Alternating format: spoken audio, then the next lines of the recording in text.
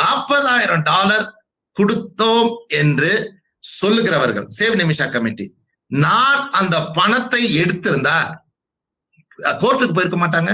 அல்லது நான் சாம் கிட்ட நிமிஷாவுக்காக நான் பணம் கொடுத்தேன் என்றவர்கள் பப்ளிக்ல வந்து சொல்லணும், சாம் என்றது நிமிஷாக்காக பைசா வாங்கினா அப்படின்னு வந்து சொல்லணும், ப்ரூவ் பண்ணணும். அடுத்ததாக இதுல முக்கியமாய் நாம் பேச வேண்டியது ஏன் சகோதரர் இதை செய்தார் என்று. அவருடைய போஸ்ட் அவர் உடனே ரிமூவ் பண்ணிட்டார். I think 6 hours or 7 hours அவருடைய போஸ்டை ரிமூவ் பண்ணிட்டாரு. அவர் ஏன் போட்டாரு, எதுக்கு போட்டாரு, எதுக்கு ரிமூவ் பண்ணாரு என்றால் எனக்கு தெரியாது.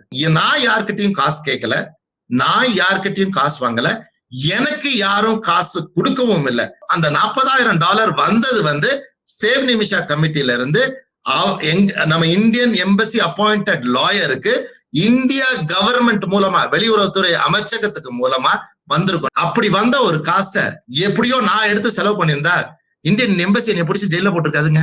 ஒரு லாயருக்கு வந்த காசு, ஒரு காரியத்திற்காக வந்த காசு, இந்தியன் எம்பசி அப்பாயிண்டட் லாயர், அந்த காசு எப்படிங்க எனக்கு வரும்? இந்த நரேட்டிவை செட் பண்ணது அந்த சுபாஷ். அதாவது சேவ் நிமிஷா கமிட்டில இருந்து இதான் வந்தது. அந்த நரேட்டிவை செட் பண்ணது அதுல இருக்கிற ஒரு சுபாஷ். இன்னைக்கு அதே சேவ் நிமிஷா கமிட்டியோட வைஸ் சேர்மன் திரு தீபா ஜோசப் அவர்கள் அந்த காரியத்தின் உண்மைகளை தெளிவா அவங்களுடைய பேஸ்புக்ல வெட்ட வெளிச்சமா எழுதியிருக்காங்க.